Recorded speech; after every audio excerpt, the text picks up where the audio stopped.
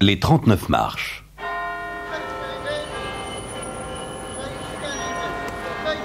Ce soir de mai, je m'ennuyais à mourir. Londres me paraissait fade comme de l'eau de Cels. Emmené loin d'Écosse par mon père dès l'âge de 6 ans, je n'étais pas revenu au pays depuis lors. Après avoir gagné une fortune suffisante en Afrique du Sud, j'avais projeté de m'installer en Angleterre, mais 3 mois passés dans la capitale avaient suffi à me rassasier. J'accordais un dernier jour à ma vieille patrie. S'il ne m'arrivait rien d'intéressant, je retournais au Cap par le prochain bateau.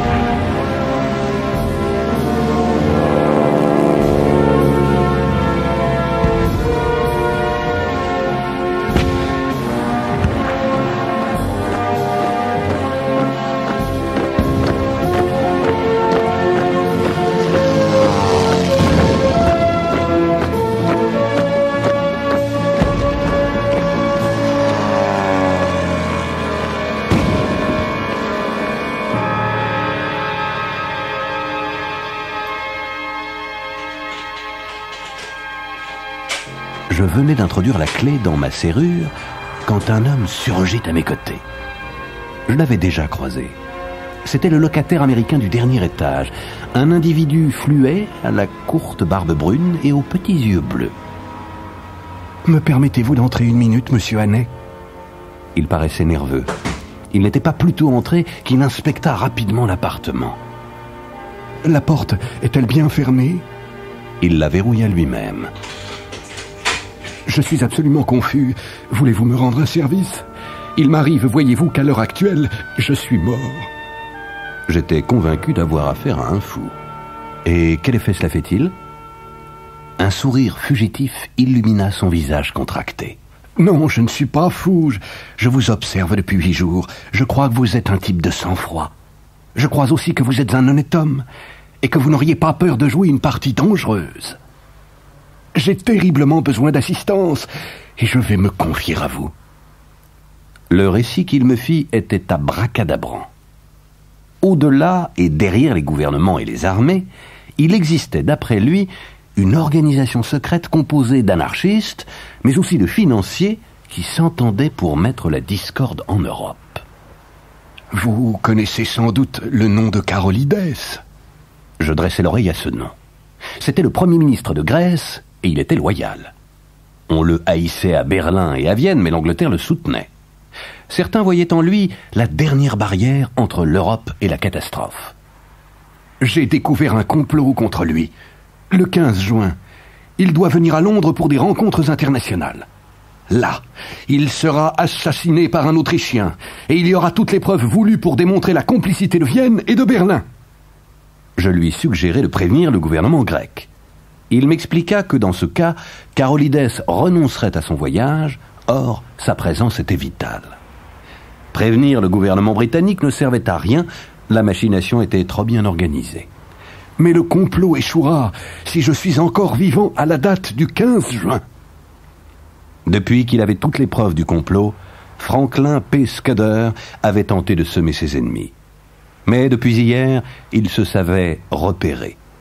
Aussi avait-il simulé sa propre mort et me demandait-il de le cacher quelques jours. L'homme, plus que l'histoire, m'inspirait confiance et j'acceptai aussitôt. Sitôt installé, il rasa barbe et moustache, mit un monocle et se métamorphosa en un officier britannique resté longtemps aux Indes. Je lui improvisai un lit dans mon fumoir et gagnai ma chambre plus joyeux que jamais. Il se passait tout de même des choses dans cette métropole de malheur. Le lendemain matin, je racontai à mon valet que mon ami était surmené et qu'il lui fallait une tranquillité absolue. Personne ne devait le savoir chez moi, sinon il serait assailli de communications du gouvernement des Indes et adieu sa cure de repos. Durant les 2 premiers jours, il fut serein. Il lisait, fumait ou griffonnait abondamment sur un calepin Et chaque soir, nous faisions une partie d'échecs où il me battait à plate couture. Mais le troisième jour, il redevint inquiet. La réussite du plan qu'il avait conçu le préoccupait bien plus que sa propre sauvegarde. Un soir, il prit un air grave. « Écoutez, Annet, je serais navré de disparaître sans laisser quelqu'un d'autre pour soutenir la lutte. Je dois vous en dire plus. » Sa haute politique m'intéressait moins que ses aventures. Je l'écoutais donc d'une oreille distraite. Il me parla d'une pierre noire et d'un homme qui zézayait. Il me décrivit également un personnage redoutable, un vieillard dont les yeux s'encapuchonnaient comme ceux d'un épervier.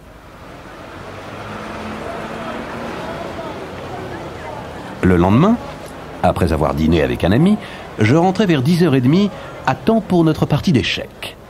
Mais dans le fumoir, je trouvai mon hôte gisant sur le dos. Un long couteau qui lui traversait le cœur le clouait au plancher.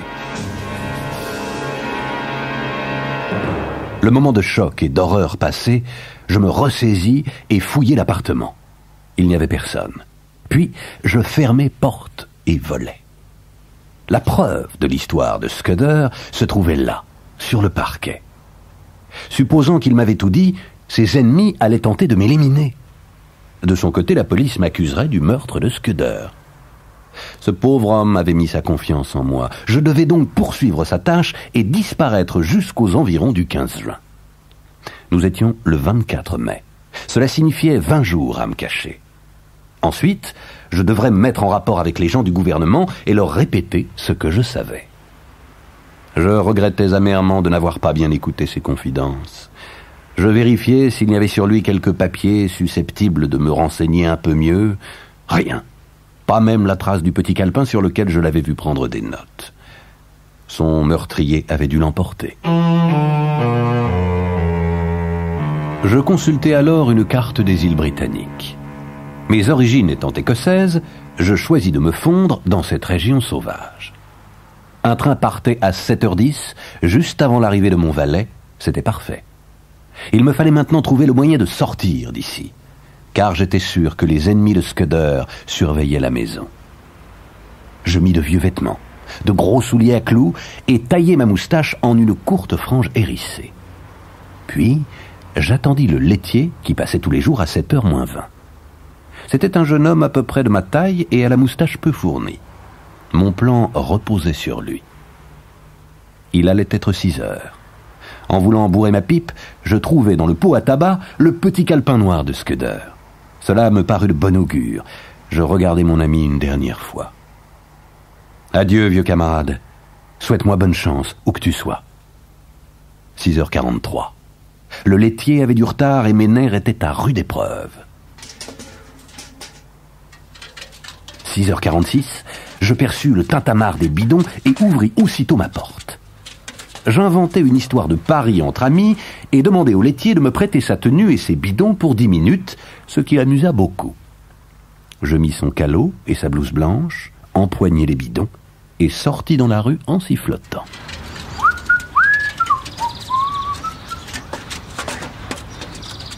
Un vagabond traînait sur l'autre trottoir. Il leva les yeux vers la maison d'en face et je le vis échanger un signal avec une silhouette derrière une fenêtre. Je traversai en sifflant gaiement, mais au premier tournant, je pris une rue transversale et me cachai derrière la palissade d'un terrain vague où j'abandonnai ma panoplie de laitier.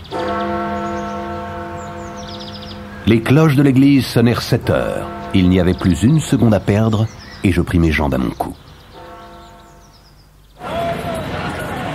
À la gare, je n'eus pas le temps de prendre mon billet et j'esquivai les employés pour sauter dans le train.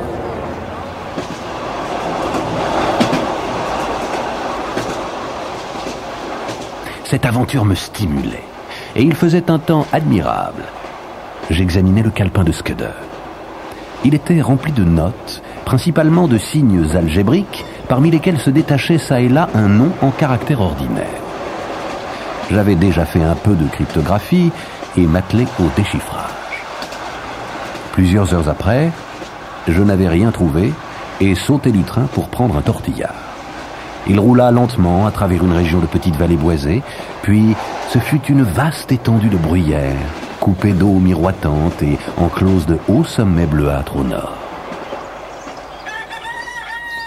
Je descendis à la première station sans même en regarder le nom. Le cœur léger, je marchais en sifflotant.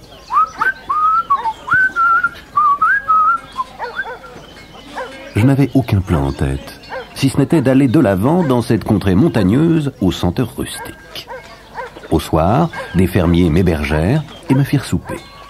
Au cours de notre conversation, j'enregistrai maints détails et expressions locales pour m'en servir à l'occasion. Le lendemain, je repris le train en sens inverse pour brouiller les pistes. Je croyais avoir une bonne avance, car selon mon raisonnement, il faudrait plusieurs heures pour fixer l'accusation sur moi et autant pour identifier l'individu qui avait pris le train sans billet. Les seuls occupants du wagon étaient un paysan que l'alcool avait endormi et son chien. Un journal traînait sur la banquette dont je me saisis. Le meurtre de Scudder était traité sur 2 colonnes. Mon valet avait donné l'alarme et fait arrêter le laitier qui avait été vite relâché. On pensait que le criminel avait quitté Londres par un train du Nord. On ne mentionnait mon nom que comme locataire de l'appartement et non comme suspect, mais j'y vis là une ruse grossière de la police. Nous approchions de la gare où je m'étais arrêté la veille. 3 hommes y interrogeaient le chef de gare. À ses gestes, je compris qu'il leur indiquait la route qu'il m'avait vu prendre. Bien rencogné dans l'ombre, je ne les quittais pas des yeux. Mon train repartit. J'avais prévu de descendre quelques stations plus loin, mais il fit bientôt un arrêt à l'entrée d'un pont qui enjambait un torrent. Et j'en profitai pour ouvrir la portière et me jeter vivement dans un fourré. Malheureusement, le chien se mit à aboyer et le paysan réveillé hurla que je venais de me suicider. J'avais atteint un buisson, à une centaine de mètres sur la berge, et je vis le chef de train et quelques voyageurs groupés devant mon wagon. Par bonheur, le paysan ivre fut entraîné par son chien et dégringola jusqu'au ruisseau. Son sauvetage fit diversion, on m'oublia et le train repartit. J'étais dans une région sauvage. Il n'y avait pas d'autre bruit que le ruissellement des eaux et le piaulement continuel des oiseaux. Pourtant, j'étais inquiet et aux aguets.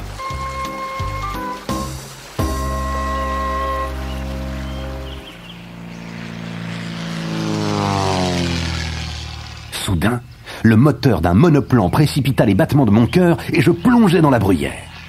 Longtemps, il survola la vallée à basse altitude, puis, s'élevant très haut, il repartit. Vers 6 heures du soir, je trouvai une auberge. Le patron était un jeune homme qui rêvait d'écrire des romans d'aventure. Je lui racontai une histoire rocambolesque qui le ravit. Pour les grandes lignes, elle était vraie, mais j'en truquai les détails secondaires. Je lui demandai de me cacher quelques jours. Très excité d'être mon complice, il accepta. Je passai mes journées à décrypter le calepin et parvins à en comprendre le sens, mais ce que je découvris me fit pâlir. En fait, les enjeux étaient beaucoup plus importants que je ne le croyais. Il ne s'agissait pas d'empêcher la guerre. Celle-ci éclaterait quoi qu'il arrive. L'assassinat du ministre grec, prévu le 14 juin, ne serait qu'un prétexte. Tout en jouant le rôle de pacificateur, l'Allemagne encerclerait de mines nos côtes et guetterait chacun de nos vaisseaux. Pour ce faire, elle avait besoin d'en connaître les positions. Or, l'Angleterre et la France étaient alliés et prenaient régulièrement des mesures d'une action combinée en cas de guerre. Le 15 juin, on remettrait à un grand Manitou venu de Paris les plans de mobilisation de la flotte britannique. Le même jour, et sans que personne ne s'en rende compte, ces plans passeraient dans les mains d'une organisation secrète appelée Pierre Noire, qui travaillait pour le compte de l'Allemagne. Je méditais sur la gravité de la situation, lorsque je vis par la fenêtre une voiture se garer non loin de l'auberge, à l'abri d'un bouquet d'arbres. 2 hommes en descendirent. 10 minutes plus tard, l'aubergiste se glissait dans ma chambre. « Il y a 2 types qui vous cherchent. Je leur ai raconté que vous étiez reparti ce matin. » Il me décrivit les hommes. L'un était mince, aux yeux noirs et aux sourcils touffus. L'autre souriait sans cesse et zézayait en parlant. Je lui demandai de les distraire un moment. Puis, je sortis par la fenêtre et courus à leur voiture. Je m'installai au volant et filai en douce sur la route. Je me cantonnais au chemin de traverse. J'étais sur une route déserte qui descendait un col en zigzagant lorsque j'entendis le vrombissement du monoplan. Il était encore loin, mais arrivait sur moi à toute vitesse. Mon seul espoir était de gagner la vallée boisée. J'y filais à toute allure, surveillant du coin de l'œil l'avion qui approchait. J'arrivais enfin dans un bois touffu, quand soudain, sur la gauche, j'entendis le klaxon d'une auto qui jaillit en travers de mon chemin. Je piquai à droite, dans une haie, mais celle-ci cachait un ravin et ma voiture y plongea. Je n'eus que le temps de sauter hors du véhicule et de m'accrocher à une branche. « Êtes-vous blessé ?» me demanda l'homme qui me saisit par le bras. C'était un grand jeune homme en lunettes d'automobiliste qui se confondait en excuses. Nous échangeâmes quelques politesses et il m'entraîna chez lui. Sir Harry était très sympathique et me paraissait un loyal patriote. Son oncle était au gouvernement et il s'efforçait lui-même de faire de la politique. Après une journée passée ensemble, je mis carte sur table. Lorsque je lui eus tout raconté, il me proposa son aide. « Je vais écrire au secrétaire permanent du Foreign Office. Il s'appelle Walter Bullivant et c'est mon parrain. Que faut-il lui dire ?» Il écrivit sous ma dictée. Je disais en substance que si un homme du nom de Twisdon, c'était un pseudonyme, se présentait chez lui avant le 15 juin, il aurait à lui faire bon accueil. Le dit Twisdon prouverait son identité en donnant le mot de passe Pierre Noire et en sifflant l'air de l'hymne national. Walter Bullivant passerait les fêtes de la Pentecôte dans sa maison de campagne à Artinswell, en Écosse. Sir Harry me renseigna sur la région et m'en montra une carte, puis il me prêta un costume car le mien avait été déchiré dans l'accident. À 2 heures du matin, je le quittai sur une vieille bicyclette. Je pédalai activement jusqu'à l'aube. Arrivé au sommet d'une montagne à la végétation rare, j'étudiais ma position. Mais très vite, je perçus une fois de plus le vrombissement aérien de mauvais augure et il n'y avait nulle part où me cacher. Le monoplan surgit du sud et piqua dans ma direction pour se mettre à décrire des cercles de plus en plus étroits autour du massif montagneux, exactement comme un faucon tourne avant de s'abattre. Bientôt, l'observateur du bord m'aperçut et braqua sur moi ses jumelles. Puis il remonta rapidement et disparut à l'horizon. J'étais maintenant repéré. Je me débarrassai de ma bécane dans une mare et quittai la route pour tenter de rejoindre la bruyère. Mais bientôt, j'aperçus tout en bas plusieurs hommes qui s'avançaient en ligne, comme des rabatteurs à la chasse, et au loin, sur la route, une voiture se rapprochait. Ce fut alors que dans un repli caché de la route, je rencontrai le cantonnier. Il venait de casser un caillou et se lamentait. « Oh, ma tête éclate! Oh, je n'en peux plus !» La veille, l'homme avait arrosé le mariage de sa fille plus que de raison. Il avait envie de retourner dans son lit, mais il savait que son nouvel inspecteur ferait sa tournée aujourd'hui. « Il ne me trouvera pas ou bien il me trouvera sous. Et de toute façon, je suis fichu. » Il me vint une idée. « Est-ce que cet inspecteur vous connaît ?»« Pas du tout. » Je lui proposai alors de prendre sa place pour un moment. « Oh, vous êtes un bon bougre. Voilà qui s'arrange très bien. » Il se nommait Alexander Turnbull et me raconta brièvement sa vie afin que je puisse me faire passer pour lui. Je lui empruntai ses lunettes, sa pipe et son chapeau crasseux et lui donnai ma veste et mon gilet à emporter chez lui. Il s'empressa de retourner à sa cabane non loin de là et moi de parfaire mon accoutrement dans les moindres détails avant la venue de mes ennemis. Je n'oubliais pas d'érafler et de salir mes ongles et mes chaussures et de me couvrir de la poussière de la route. Un vieil ami rencontré en Rhodésie me disait que le secret pour bien jouer un rôle était de se croire devenu réellement le personnage. En conséquence, je m'absorbais dans l'entretien des routes tout en rêvant à mon lit et à ma bouteille de whisky. J'étais dans mon rôle depuis plusieurs heures lorsque l'inspecteur passa. Il me fit ses remarques d'une voix cinglante et repartit.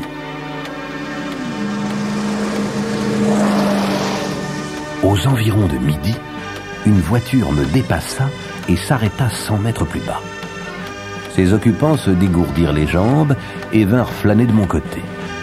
C'étaient les hommes qui étaient venus à l'auberge. un grand brun mince et un autre bedonnant et souriant. « C'est un dur métier que vous faites là. » Je redressai péniblement mon dos et crachai vigoureusement à la manière des Écossais du bas peuple. J'affrontais deux perdus auxquels rien n'échappait. Je répondis « Il y en a de pires et il y en a de meilleurs. » Ils me posèrent quelques questions sur ma vie et mes habitudes, puis le maigre parla en allemand. « Partons, ce garçon est franc. » Ils m'offrirent un cigare et s'en allèrent. Mon cœur bondit de soulagement, mais je continuais mon travail. J'eus raison, car 10 minutes plus tard, l'auto repassa et ils me firent un signe d'adieu. Ces hommes ne laissaient rien au hasard. Il était 5 heures, et j'avais résolu de gagner la cabane de Turnbull à la nuit tombée, puis de me risquer à franchir les montagnes à la faveur de l'obscurité.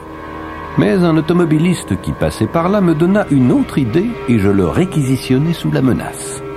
Je fis donc en voiture le chemin que je comptais faire à pied, puis j'abandonnai mon otage et son véhicule.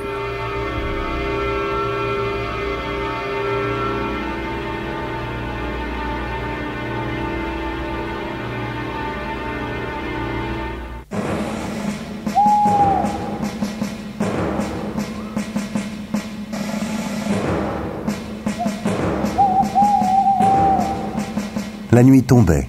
Je la passai à l'abri d'un rocher, grelottant de froid, et n'ayant pour souper que du pain d'épices.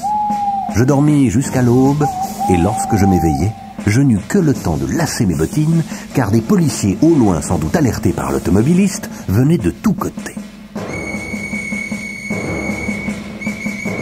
La poursuite dura des heures. J'étais épuisé, et ma méconnaissance des lieux risquait de causer ma perte. Quel que fût le côté où je me tournais, des têtes apparaissaient. Mais la chance sembla m'avantager une fois de plus, car je trouvais dans ce pays désert une maison perdue au milieu d'un jardin mal entretenu. Derrière la véranda vitrée, je vis un gentleman âgé qui me regardait avec bienveillance. La porte était ouverte et j'entrai. À mon air traqué, il comprit sans que j'eus prononcé un mot dans quelle situation j'étais, et me cacha dans un placard le temps de la visite des policiers. Lorsqu'il vint m'en libérer, il me dit « Ils sont partis. Je leur ai dit que vous aviez franchi la montagne. Je ne veux pas que la police s'interpose entre moi et quelqu'un dont je suis enchanté de faire la connaissance, Monsieur Richard Hannay. » Tandis qu'il parlait, ses paupières tressaillirent et parurent s'avancer un peu au-dessus de ses yeux. Je me souvins de la description que m'avait faite Scudder de l'homme qu'il redoutait le plus au monde. Je m'étais jeté tête baissée dans le quartier général de l'ennemi. 2 serviteurs étaient entrés et braquaient leurs revolvers sur moi. Le vieil homme connaissait mon nom, pas mon visage. Je tentai ma chance, dis que je ne savais pas qui était Richard Hannay et m'inventai un personnage de voleur en fuite. Je jouai si bien mon rôle de pauvre bougre sans éducation qu'il commença à douter. Si vous êtes ce que vous prétendez, vous aurez bientôt une occasion de le prouver. Mais si vous êtes ce que je crois, je doute que vous voyiez encore longtemps la lumière du jour. Il s'adressa à ses serviteurs. « Je veux l'auto dans 5 minutes.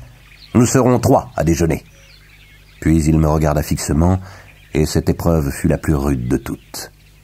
Il y avait quelque chose d'effrayant et de diabolique dans ses yeux froids et inhumains. Ses serviteurs m'emmenèrent dans une remise. Là, enfermé dans le noir, je méditais sur le sort qui m'attendait. Le vieux était parti chercher les 2 gredins qui m'avaient interrogé la veille, et il ne manquerait pas de me reconnaître. Il fallait que je sorte de là avant leur arrivée. À tâtons, j'explorais ma prison et découvris une porte que je forçai facilement. Je craquai une allumette. C'était un petit réduit dans lequel je trouvais, outre une lampe de poche, de l'explosif et tout le matériel nécessaire pour faire sauter la maison. Je n'étais pas un expert, mais si je ne tentais pas cette chance, j'étais perdu de toute façon. Je connus là le plus sale moment de ma vie. Je plaçai l'explosif devant la porte, puis me ratatinai à l'autre bout de la pièce et allumai la mèche. Une onde de feu sembla jaillir du plancher et le mur s'écroula dans un fracas de tonnerre. Je fus blessé à l'épaule et me sentis asphyxié par d'épaisses vapeurs jaunâtres. Je me dégageai des décombres et m'enfuis par la brèche. Derrière moi, la maison était en feu et j'entendais des cris. Je voulais retrouver la cabane de Turnbull afin de reprendre mes affaires et en particulier le calepin noir.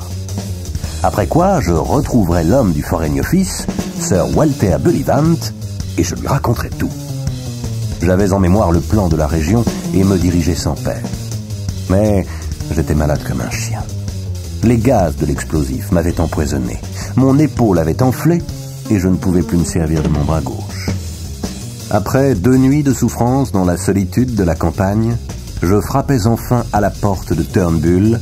Il me reconnut vite. « Fichtre, camarade, vous avez l'air rudement démoli !» Pendant près de 10 jours, il me soigna sans me poser la moindre question. Dès que je me sentis d'aplomb, je décidai de partir. On était alors le 12 juin et je dis adieu à Turnbull. Un bouvier qui passait par là m'emmena à la gare la plus proche. J'attendis la dernière minute pour monter dans le train. Je fis plusieurs changements et le lendemain soir, je descendis à la petite gare de Hartinswell.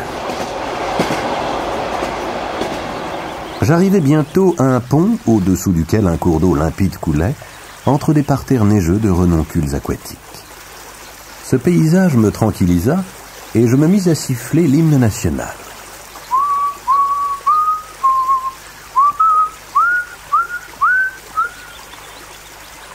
Un pêcheur remontait du bord de l'eau et commença à siffler le même air.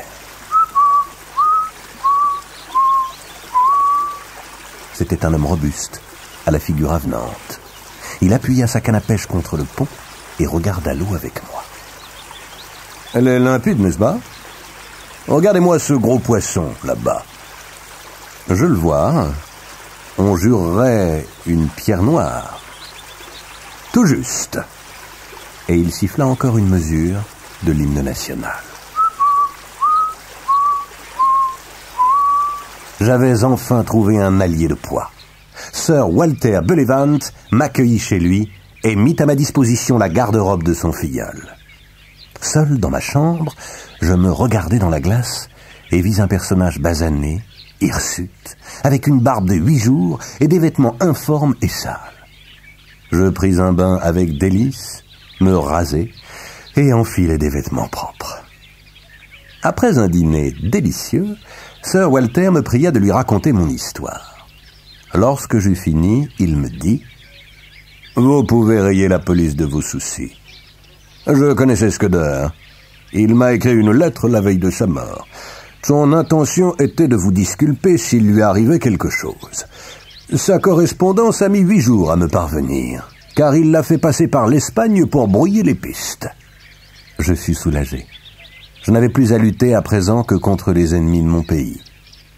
Je sortis le calepin et lui expliquai ce que j'avais déchiffré. Il corrigea ma lecture en divers passages, mais ma traduction se trouva à peu près correcte. Son visage devint grave. « Je ne sais que penser. Je ne crois pas à un complot contre Carolides. Aucun pays d'Europe ne souhaite le voir disparaître. » Mais à cet instant même, le téléphone sonna et Sir Walter pâlit en apprenant que Carolides venait d'être assassiné. Dès le lendemain matin, il téléphona à Londres pour faire venir le représentant français un jour plus tôt. « Mais je ne crois pas que cela serve à grand-chose. Si vos bons amis ont été assez malins pour découvrir le premier arrangement, ils le seront encore pour découvrir sa modification. Alors, nous devons nous attacher au pas du Français jusqu'à son retour chez lui. Monsieur Royer dînera ce soir avec mon chef, après quoi il viendra chez moi, où 4 personnes le verront. Whittaker de l'Amirauté, moi-même, Sir Arthur Drew et le général Winstanley. Chez moi, Royer recevra de Whittaker un certain document, après quoi il sera transporté en auto à Portsmouth, d'où un torpilleur l'emmènera au Havre. On ne le perdra pas de vue un seul instant.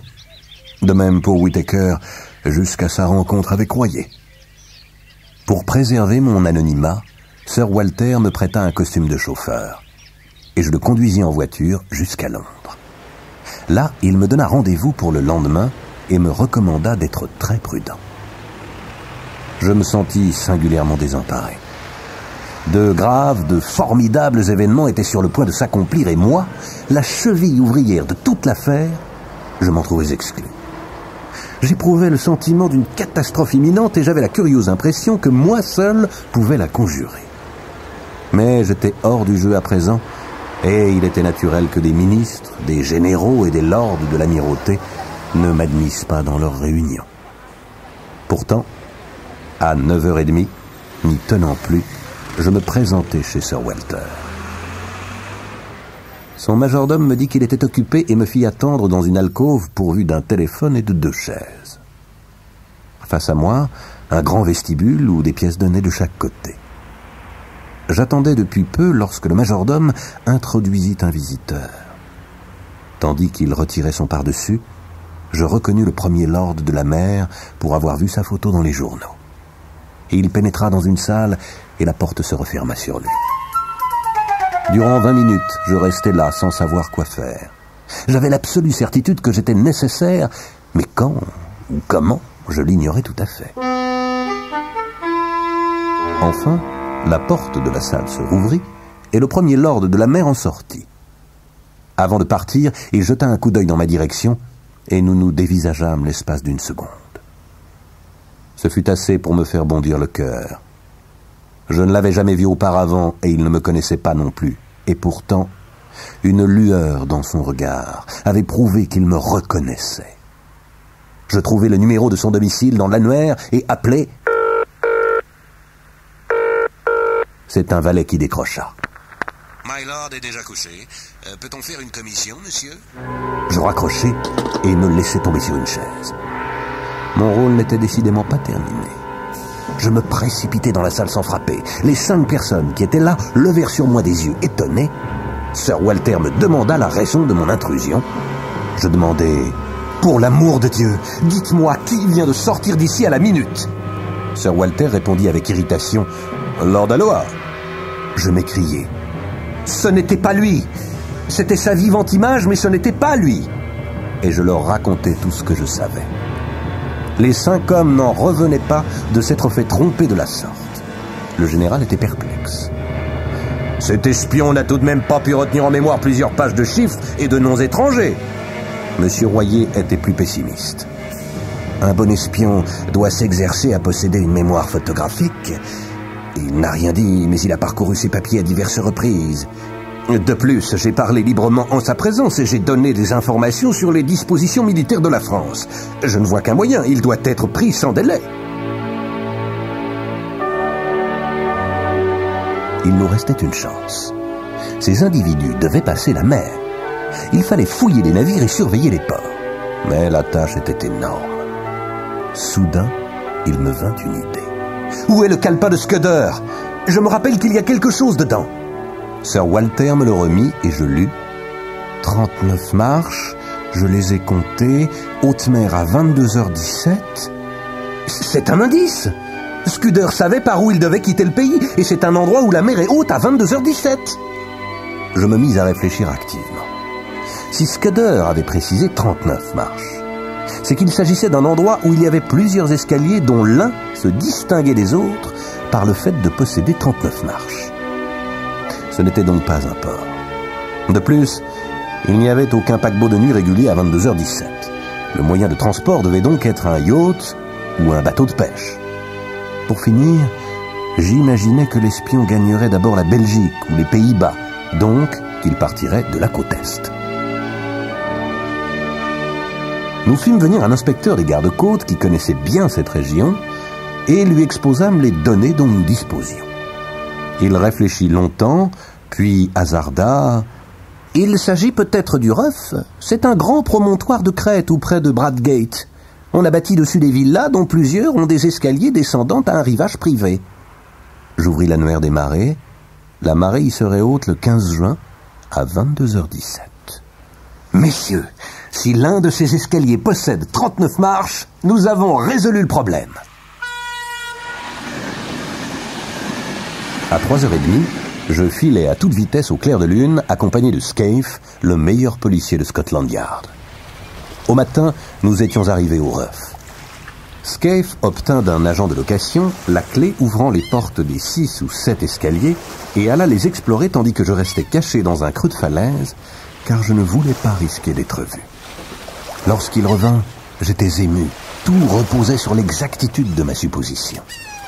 Il me lut à haute voix le nombre de marches de chaque escalier. Un seul en possédait 39. Nous demandâmes aussitôt des renforts à Scotland Yard. La maison dont dépendaient les 39 marches s'appelait Trafalgar Lodge et appartenait à un monsieur Appleton, agent de change, retiré des affaires et tout à fait convenable. Il se trouvait là depuis 8 jours. De la maison voisine, en construction, j'observais le propriétaire à la longue vue. C'était un vieillard vêtu avec élégance. Il lisait son journal et observait parfois la mer à la jumelle. J'étais perplexe. Il m'était impossible de dire si cet homme était celui qui avait voulu m'éliminer dans sa ferme de la Lande. Mais après déjeuner, je repris courage en voyant apparaître l'objet précis que j'attendais. Un yacht, nommé l'Ariane, arriva du sud et jeta l'ancre tout juste en face du Rough. Dans l'après-midi, un homme avait rejoint le vieillard et je l'ai vu jouer au tennis avec insouciance. Puis, un jeune homme arriva, à bicyclette, portant sur le dos un étui à club de golf. Les joueurs l'accueillirent joyeusement. Leur discussion était du plus pur anglais. Je doutais à nouveau. Mes ennemis avaient pu modifier leurs dispositions. De plus, les occupants de Trafalgar Lodge ressemblaient réellement à de banals anglais absolument innocents. Et pourtant, ils étaient 3. L'un était vieux, l'autre gros, le troisième brun et maigre, et leur maison concordait avec les notes de Scudder. Je songeais à ceux que j'avais laissés à Londres et qui attendaient anxieusement ce qui allait se passer d'ici quelques heures. Il ne me restait plus qu'à aller jusqu'au bout, comme si je ne doutais de rien. Je me rappelais ce que m'avait dit mon vieil ami de Rhodésie en matière de déguisement. Ce n'étaient pas les cheveux teints et les fausses barbes qui importaient, c'était l'atmosphère. Celui qui se met au diapason d'un milieu et se conduit comme s'il y avait toujours vécu est capable de dérouter les plus fins détectives. C'était là le secret de tous les criminels fameux. Comme 8 heures approchaient, je donnai mes instructions à Scaife. Je convins avec lui de la façon de disposer ses hommes, puis je sortis faire un tour. Je tentais de me convaincre que j'étais sur la bonne piste, mais ma confiance décroissait de minute en minute. Vers 9h30, je dus prendre mon courage à 2 mains pour sonner à la porte de Trafalgar Lodge. Les 3 hommes dînaient tranquillement et m'accueillirent avec une curiosité courtoise. Rien dans leur attitude ne pouvait révéler qu'ils me reconnaissaient. Lorsque je leur annonçai que j'avais un mandat d'arrêt contre eux pour l'assassinat de Scudder, ils parurent sincèrement sidérés. Le gros prit la parole. Il hésitait un peu, comme s'il cherchait ses mots. « Ne vous tourmentez pas, mon oncle. Ce n'est rien qu'une absurde méprise et nous n'aurons aucune peine à rétablir notre innocence. » Ils me donnèrent des alibis parfaits, puis le gros homme plaisanta. « C'est Nelly qui va rire, mon oncle. Elle qui prétend que vous finirez par mourir d'ennui parce qu'il ne vous arrive jamais rien. » Ils avaient l'air tellement sincères que tout courage m'abandonnait. Je faillis m'excuser et déguerpir, mais je devais aller jusqu'au bout. Les chandeliers donnaient un éclairage insuffisant et j'allumai le lustre. La brusque illumination les éblouit tous et j'en profitai pour examiner leur visage. Rien ne me permettait de les identifier et je me reprochais de n'être capable d'aucune certitude, ni dans un sens ni dans l'autre. Le vieillard alla prendre un cigare et tout d'un coup, à ses gestes pour le choisir, je reconnus l'homme de la Lande. Tout me parut enfin limpide. J'avais bien devant moi les membres de la Pierre Noire. La pendule de la cheminée sonna alors 10 heures. Je percevais maintenant dans leurs traits tous les signes de la cruauté et de la duplicité. Le vieillard s'adressa au jeune homme. « Et là, Bob, vous feriez bien de songer à prendre votre train. » Je déclarai fermement « Je regrette, mais il vous faut renoncer à ce voyage. » Ils comprirent que la partie était perdue. Je donnai un coup de sifflet. Mais au même instant, la lumière s'éteignit. 2 bras me ceinturèrent et une voix cria en allemand « Vite, Franz, le bateau! Le bateau !» À la lumière de la lune, je vis les policiers apparaître sur la pelouse.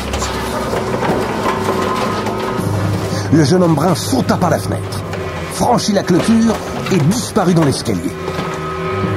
Les policiers étaient entrés dans la pièce et saisirent le gros homme tandis que je m'agrippais au vieillard. Le fugitif avait maintenant dû atteindre le rivage. Le vieillard m'échappa et s'élança vers le mur. Il se fit un déclic, comme celui d'une manette, puis un grondement retentit et je vis par la fenêtre un nuage de craie pulvérisée jaillir à l'orifice de l'escalier. Quelqu'un ralluma l'électricité. Le vieillard s'écria « Il est sauvé! Vous ne l'attraperez pas! Il est déjà loin !» Tandis que les menottes se refermaient sur ses poignets, je lui lançai « Je dois vous dire que depuis 1 heure, l'Ariane est en notre pouvoir. » 6 semaines plus tard, malheureusement, la guerre éclata comme prévu. Au moins, les Allemands n'avaient pas réussi à dérober le plan de mobilisation de notre flotte. Je m'engageai pour combattre. Mais j'avais, je crois, fait ma vraie campagne avant même de revêtir l'uniforme kaki.